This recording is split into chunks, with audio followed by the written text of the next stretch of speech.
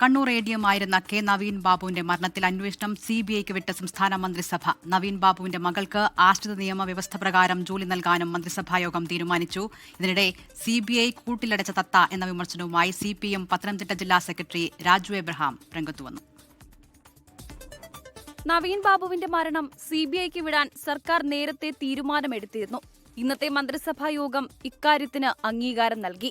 സർക്കാരിന് നന്ദിയെന്ന കുടുംബം. ഞങ്ങളുടെ ആവശ്യങ്ങൾ മനസ്സിലാക്കി ഞങ്ങളോടൊപ്പം നിന്ന കേരളത്തിൻ്റെ ബഹുമാന്യനായ മുഖ്യമന്ത്രി ശ്രീ VD സതീശൻ അവർകളോട് ആദ്യം തന്നെ നന്ദിയും കടപ്പാടും അറിയിക്കുന്നു.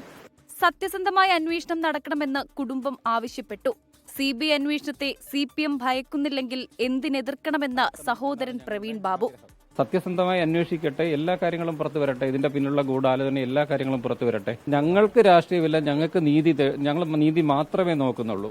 നവീൻ ബാബുവിന്റെ കുടുംബത്തോട് LDF സർക്കാർ നന്ദികേട് കാട്ടിയെന്ന് റാന്നി MLA പഴകുളം മധു കുറ്റപ്പെടുത്തി.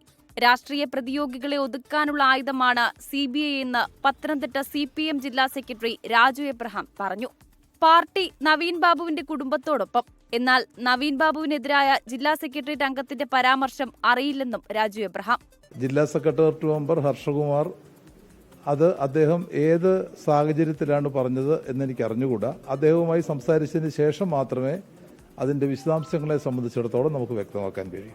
PP ദിവ്യ തെറ്റ് ചെയ്തിട്ടില്ലെന്നായിരുന്നു ജില്ലാ സെക്രട്ടേറിയറ്റ് അംഗമായ ഹർഷകുമാറിന്റെ ഫേസ്ബുക്ക് വീഡിയോ. 24 പത്തനംതിട്ട.